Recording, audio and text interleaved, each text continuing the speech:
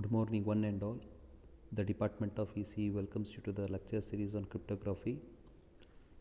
Subject code 17EC744, 7th semester, the module number 1, lecture number 6. This is compiled and presented by Mr. A.V. Kolki, Assistant Professor, Department of ECE, KLS VDIT, Haria. The contents covered in the previous lecture were the rings, fields, and their properties. The topics we are going to discuss in the today's section are the finite fields of the form Galois field of prime number P, the finite fields of order P, finding the multiplicative inverse in Galois field of prime number P. The main objective of this today's lecture, the student should be able to understand the concepts of the finite fields of the form of Galois field of P, the finite fields of order P, finding the multiplicative inverse in Galois field of prime number P. The finite fields of the form Galois field of P, that is prime number, we already defined a field as a set that obeys all of the axioms that are A1 to M7. A set is called as group if it satisfies A1 to A4 axioms that are A1 is a closure under addition, A2 axiom it is relating to the associativity of addition, and A3 it is relating to additive identity, and A4 it is relates to additive inverse. If A1 to A4 axioms are satisfied by a set, and that set we can call it as a group. If a set, if it is satisfying one more axiom, that is called as A5, that is commutativity of addition, that is altogether A1 to A5 axioms are satisfied, such group we can call it as an abelian group. Or further, if a set it is satisfying axioms from A1 to M3, such set we can call it as ring.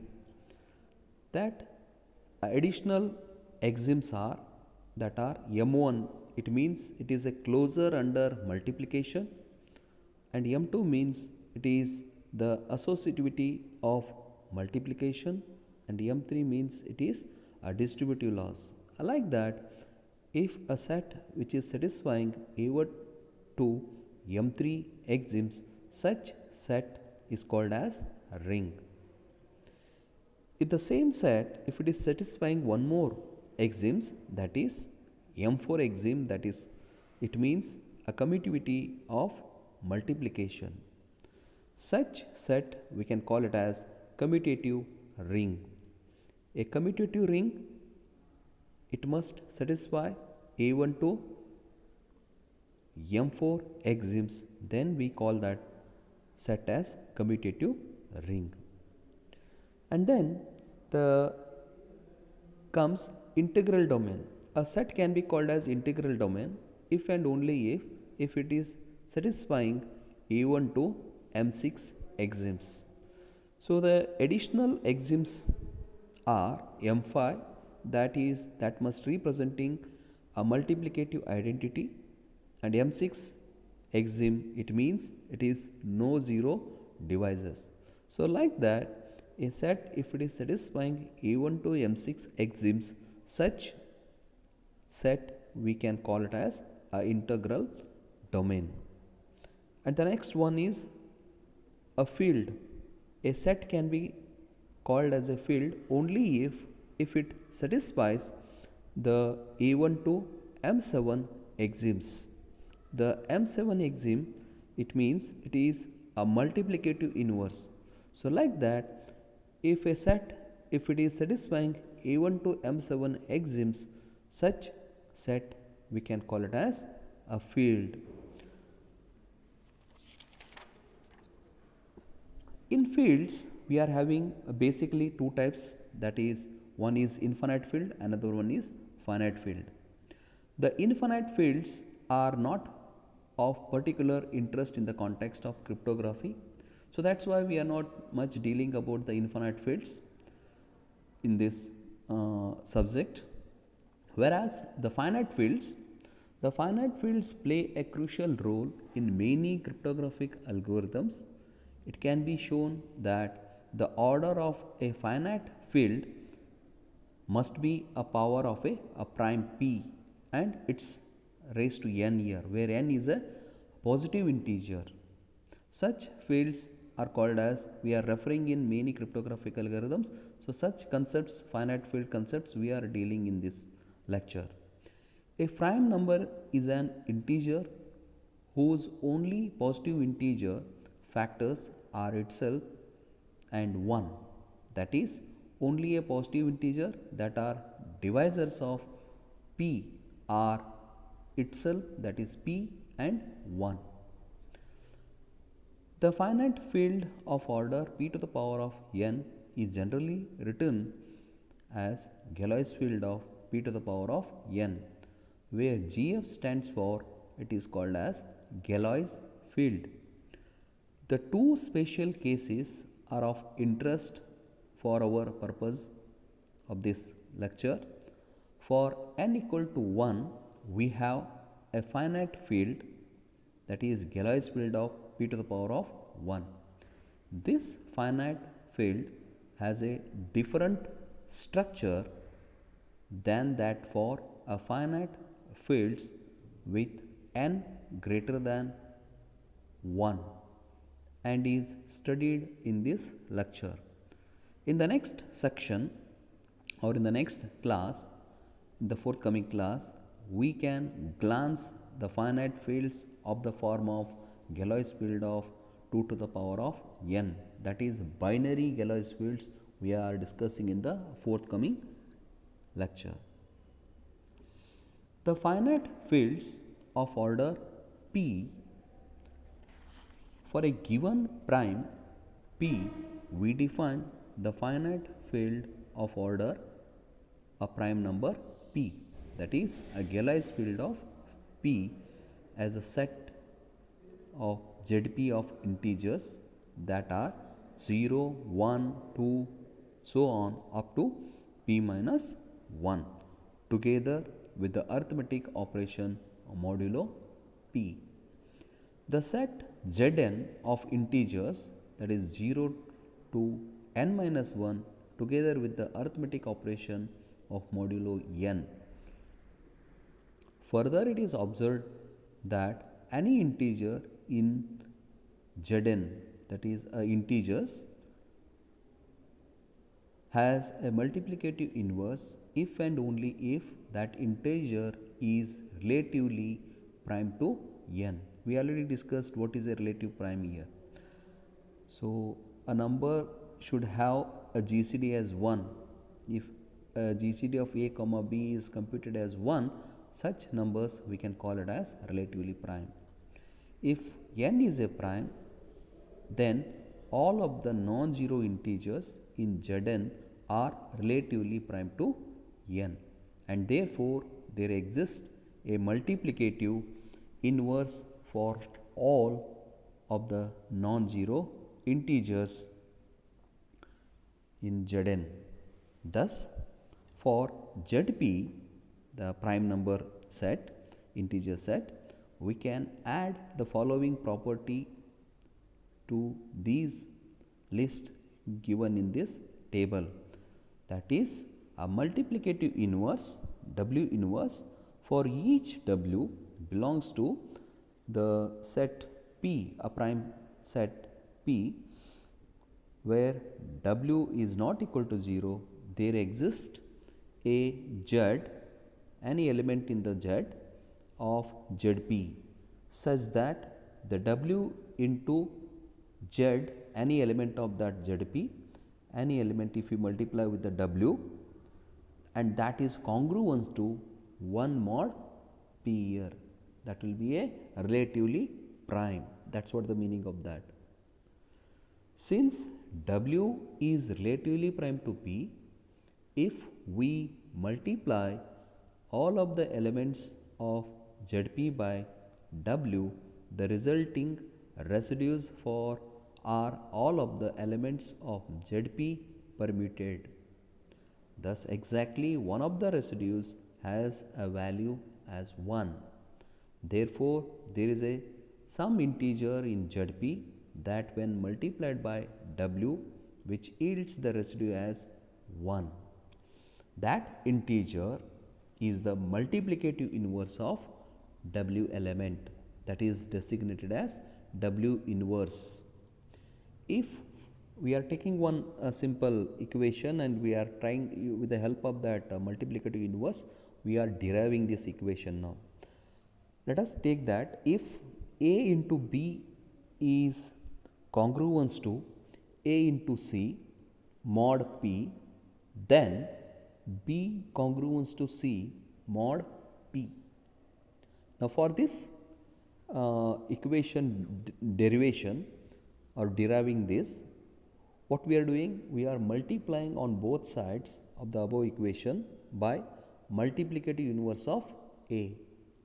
A is an element integer and the inverse of that A we are multiplying on either side now. So what we are getting now, A inverse into A into B is congruence to A inverse into A into C mod of a prime number P. When I multiply A into A inverse, it becomes 1. 1 into B means it is B, and similarly on the right hand side, A inverse into A into C, that A into A inverse becomes 1. 1 into C. So 1 into C means it is C. So thus we are getting the result of that as B is congruence to C mod P. So that's how whenever an element is get multiplied multiplicative inverse with the same element, we are going to get the result of that as 1.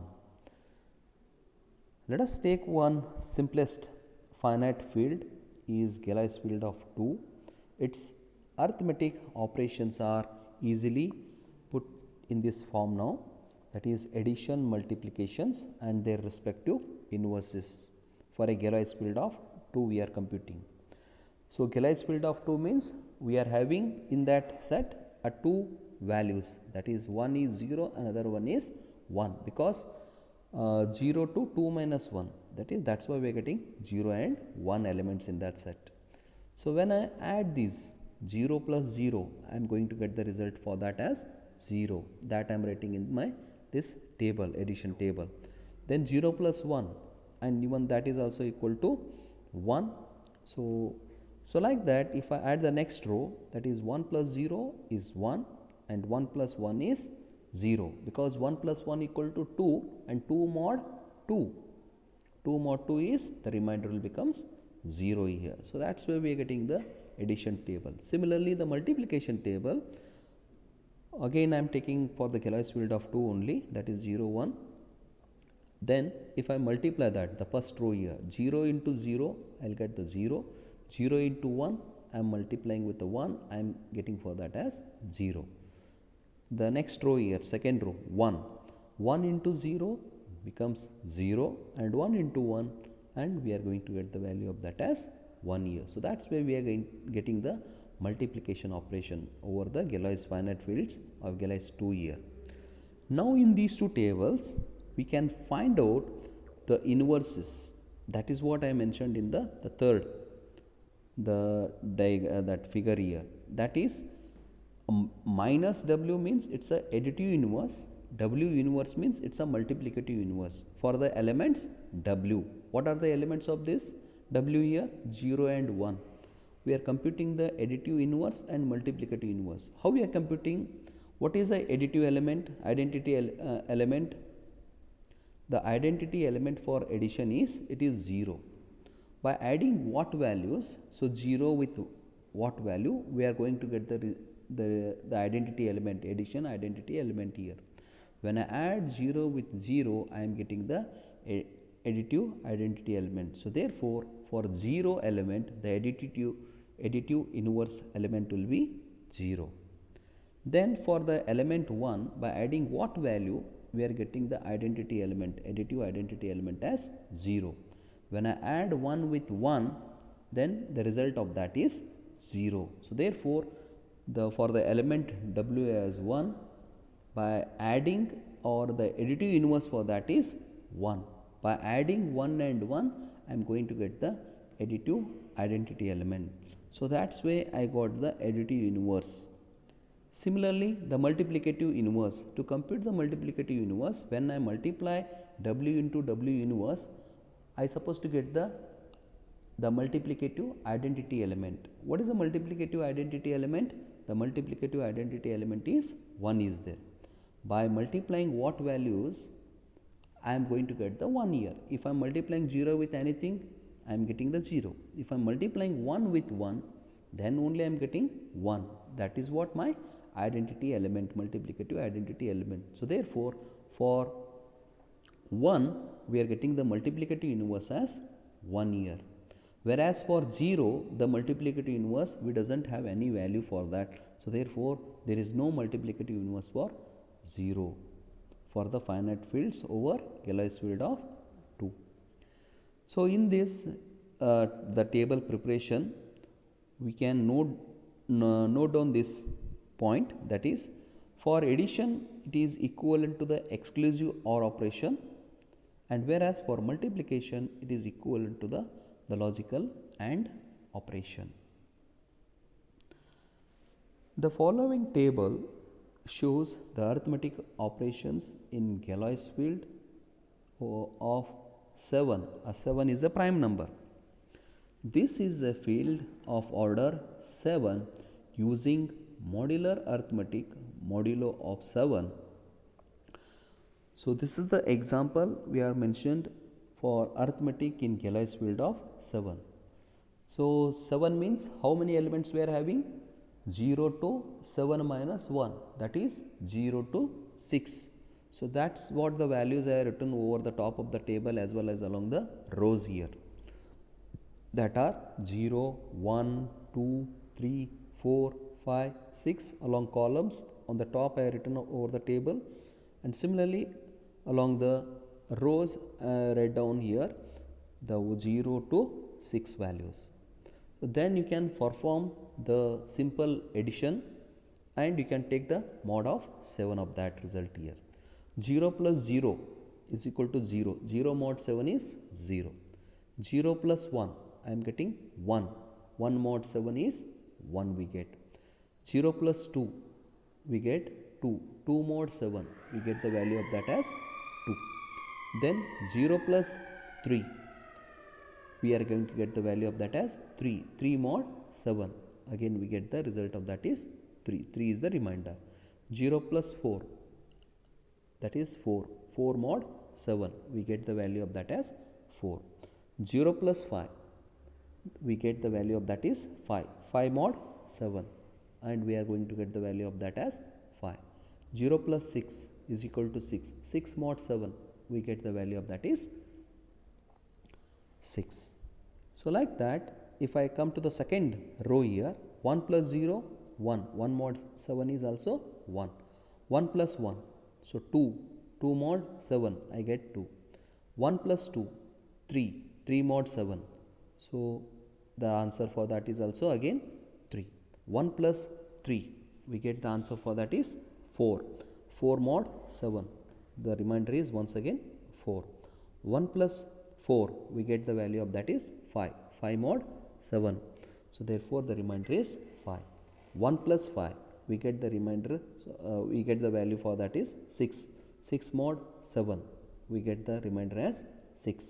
Now 1 plus 6, 1 plus 6 is equal to 7. 7 mod 7, 7 ones are, 7 ones are. Till now we are applying 7 zeros are there, but now here when it is reached to 7, 7 ones are. So 7 ones are 7. 7 minus 7 will be 0. The remainder becomes 0 here. So that's way, if I come to the last row of this example, arithmetic addition modulo 7, then 6 plus 0 becomes 6. 6 mod 7 is 6. Then 6 plus 1 will be 7. 7 mod 7 will be 0 that. 6 plus 2 will be 8. 8 mod 7, we are getting the remainder of that as 1. 6 plus 3, I am get the value of that as 9. 9 mod 7 will be, we get the remainder of that as 2. 6 plus 4, 10. 10 mod 7 here, we get the remainder for that is 3. 6 plus 5, 11. 11 mod 7, we get the remainder for that is 4. 6 plus 6, that is 12. 12 mod 7, the remainder becomes 5 here. So that's way we are generated or constructed the addition of for modulo 7 table here. Similarly, for the multiplication, again I have taken all the elements of that Galois field of 7 here, of a prime 7. Again, if I keep on multiply, 0 with anything will become 0, and if I take 2 into that third row here, third row if I keep on multiplying now, so 2 into 0 becomes 0, mod 7 will be 0. 2 into 1, that is 2, mod 7 will be 2 only, because 7 zeros are, we get the remainder of that is 2. Then 2 into 2 becomes 4, 4 mod 7, we get the remainder of that as 4. Then 2 into 3, 6 mod 7 here, we get the remainder of that is 6. Then 2 into 4, that is 8, 8 mod 7 here, 7 ones are 7, 8 minus 7 will be, the remainder will be 1 here. So that's why we get the 1 is the remainder in that. Then 2 into 5 are 2 5s are 10, 10 mod 7, 7 ones are 7, and the remainder becomes 3 there. And the last one is 2 into 6, 2 into 6 is 12, 12 mod 7, 7 ones are, the remainder will be 5 here. So that's way we are getting this, the multiplication table. And now in this, the addition table, and as well as by referring the multiplication table, we can write down the additive and multiplicative inverse for modulo 7 here. So the first column I have written all the elements which belongs to that Galois field of 7, and minus W, which is representing the additive inverse values, and W inverse, it is representing the multiplicative inverse of that. So first I will go to the additive inverse. For 0th element, by adding what value we get the 0 as a additive identity element. To 0, if we add 0, we get the 0 as a identity element. Therefore, the inverse element for 0 will be 0 only. Then for adding 1, for next element is 1 is there. By adding what value we get the 0 for that? For 1, if I add 6 value, 6 plus 1 becomes 7, 7 mod 7 will be 0 here. So therefore, for one element, the additive inverse will be 6. So like that, by adding 2, for the 2 element, by adding what value we get 0 here. So it is mentioned in that cell will be darkened there. So that is 5. By adding 5 to that, we get the 0 as a identity element. Therefore, 5 is called as a additive inverse for the element 2. For 3, it is 4 as a additive inverse. For 4, the additive inverse is 3. For 5, the additive inverse is 2. For 6, the additive inverse is 1. So that's where the additive inverse we are computed from this addition modulo 7. Similarly, for the multiplication inverse, for 0th element, by multiplying what value or by what value, we are going to get the multiplication identity element, that is 1. We are not finding any single 1.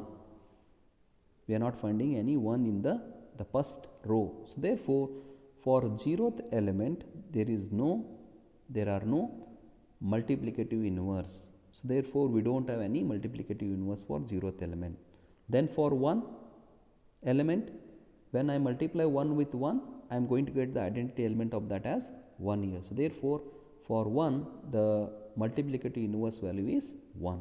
Similarly, for 2, by multiplying 4, I am going to get the identity element as 1. So therefore, we say that for 2, the multiplicative inverse is 4. For 3, the multiplicative inverse is 5. For 4, the multiplicative inverse is 2, and for 5, the multiplicative inverse value is 3, and whereas for 6, the multiplicative inverse value will be 6 is there. So that's way for addition and multiplications we can find out the multiplicative inverse and as well as additive inverse. Now the finding the multiplicative inverse in the Galois field of a prime number p. It is very easy to find the multiplicative inverse of an element in the Galois field of p for a small values of p. We simply construct the multiplication table as shown below, and from this table, by multiplying a one element with another element, when we get 1, and that is what the corresponding multiplicative inverse of that. So for 1 here it is 1 into 1 mod 7 here, we get the value of that is 1 only. Therefore for one element the multiplicative inverse is 1 is there. Then for 2 I found that a 1 in the 4th column, that is actually 5th column. By multiplying 2 into 4 it becomes 8 mod 7, we are going to get the remainder for that is 1. So therefore for the second element the multiplicative inverse will be 4 is there. Similarly for 3 the multiplicative inverse is 5. Then for 4 the multiplicative inverse is 2 is there. For the 5th element the multiplicative inverse is 3, and whereas for 6th element the multiplicative inverse is 6, because 6 into 6 is 36 mod 7 5s are 35, we get the remainder that is 1. So this way by constructing the table for the given modulo, and we can able to compute the multiplicative inverse. So this is one way of approaching, but as the value increases, p value keep on increases, then it becomes little bit tedious. So to avoid that, what is the substitute method for this to compute the multiplicative inverse? So that is called as an extended Euclidean algorithm that can be used to find the multiplication inverse for any n integer, that is z suffix n, for any n value. So this algorithm we already discussed in the lecture number 4. For further information you kindly refer the lecture number 4 video to understand how can we compute the multiplicative inverse with the help of an extended Euclidean algorithm. The summary and additional links for this lecture. In this class we have learnt these concepts, that are the finite fields of the form of Galois field of p of a prime number p, the finite fields of order p, and finding the multiplicative inverse in Galois field of prime number by constructing the table or by using an extended Euclidean algorithm. For additional reference you can make use of the William Stallings Cryptography and Network Security, the Principles and Practice, Pearson Education, the 6th edition copy, and even you can refer the YouTube link for additional information. So thank you very much for pleasant listening. Thank you one and all.